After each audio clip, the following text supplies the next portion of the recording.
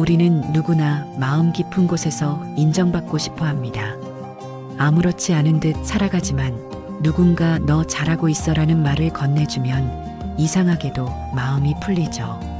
그런데 가끔 스스로에게 묻습니다. 나는 왜 이렇게 인정받고 싶어 할까? 이 질문에는 단순히 개인적인 욕심이 아니라 인간의 본성과 삶의 흔적이 담겨 있습니다.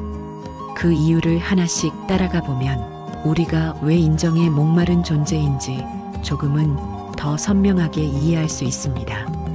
아이였을 때 우리는 부모의 표정, 교사의 칭찬, 친구들의 반응을 통해 자신을 확인했습니다. 볼비와 에인스워스의 애착 이론에 따르면 어린 시절의 안정된 애착 경험은 평생의 자존감과 연결됩니다. 잘했어라는 말, 따뜻한 눈빛 하나가 아이에게는 세상을 버텨낼 힘이 되죠.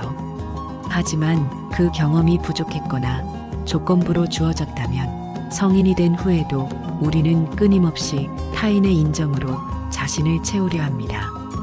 그래서 나이를 먹어도 사회적 위치가 달라져도 우리는 여전히 어린아이처럼 누군가의 눈빛에 흔들립니다. 그렇다면 단순히 과거의 흔적 때문일까요? 사실 우리는 살아가며 또 다른 무게에 짓눌립니다. 바로 끝없는 비교입니다. 사회심리학자 페스팅거는 인간이 끊임없이 자신을 타인과 비교한다고 말했습니다. 비교는 때로 발전을 이끌기도 하지만 대개는 불안을 키웁니다.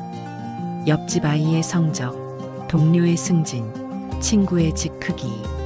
특히 한국 사회처럼 경쟁과 비교가 일상화된 곳에서는 인정 욕구가 더 강하게 자랍니다. 문제는 이 인정이 늘 부족하다는 겁니다. 누군가를 따라잡아도 곧 또 다른 기준이 나타나고 우리는 끝없이 달려야 한다는 압박에 시달립니다. 그래서 인정받고 싶다는 갈망은 멈추지 않고 오히려 더 커집니다. 그런데 비교가 우리를 불안하게 만든다면 그 불안을 붙잡고 있는 뿌리는 무엇일까요? 그것은 바로 스스로를 바라보는 눈입니다. 심리학자 칼 로저스는 인간이 무조건적인 수용을 받을 때 자존감이 건강하게 자란다고 했습니다. 하지만 현실 속의 많은 우리는 조건적 수용 속에서 살아왔습니다. 성적이 좋아야 칭찬을 듣고 성과를 내야 인정받는다. 이런 경험은 스스로를 조건이 달린 존재로 여기게 만듭니다. 그래서 자존감이 낮을수록 우리는 더 강하게 인정에 매달립니다. 내가 괜찮다고 믿지 못할 때 남의 말과 시선이 곧 나의 가치가 되기 때문입니다. 결국 인정에 목마른 마음은 나 자신을 제대로 인정하지 못한 데서 비롯됩니다. 우리가 인정받고 싶어하는 마음은 단순히 어린 시절이나 비교 심리에서만 멈추지 않습니다. 나이가 들수록 사회 속에서의 자리와 성과가 또 다른 굴레가 되지요. 우리는 사회 속에서 살아갑니다. 직장에서 성과를 내야 인정받고 모임에서 무언가를 이뤘을 때만 존중받는다는 믿음에 사로잡히곤 합니다. 아들러 심리학에서는 인간의 가장 큰 욕구 중 하나가 바로 소속감과 인정 욕구라고 말합니다. 하지만 이 욕구가 지나치면 성취는 나를 채우는 기쁨이 아니라 나를 증명하기 위한 도구가 되어버립니다. 중년이 된 지금도 내가 여전히 가치 있는 사람임을 보여주어야 한다는 압박은 쉽게 사라지지 않습니다.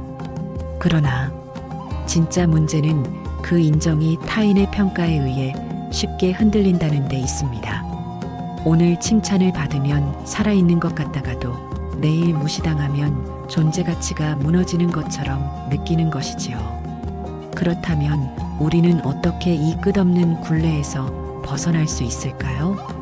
심리학자 에리 프롬은 존재와 소유의 개념을 이야기하며 인정받으려는 삶은 소유의 방식이고 스스로를 받아들이는 삶은 존재의 방식이라고 했습니다.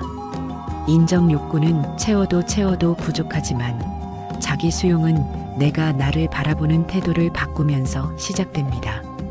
남들이 주는 칭찬보다 나는 지금 이 순간에도 충분히 괜찮은 사람이다라는 내적 선언이 필요합니다. 그럴 때 인정받기 위해 애쓰는 마음이 아닌 내가 나로 살아갈 수 있는 자유가 열립니다. 자기 수용은 완벽해지라는 말이 아닙니다. 부족함을 인정하면서도 그 속에 있는 나를 사랑해주는 태도. 그럴 때 우리는 남의 시선과 비교, 성취의 굴레에서 조금씩 벗어나 진짜 자유에 다가갈 수 있습니다.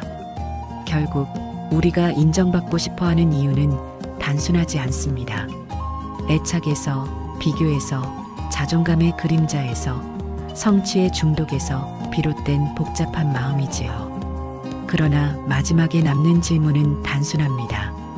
나는 왜 이렇게까지 인정받고 싶을까?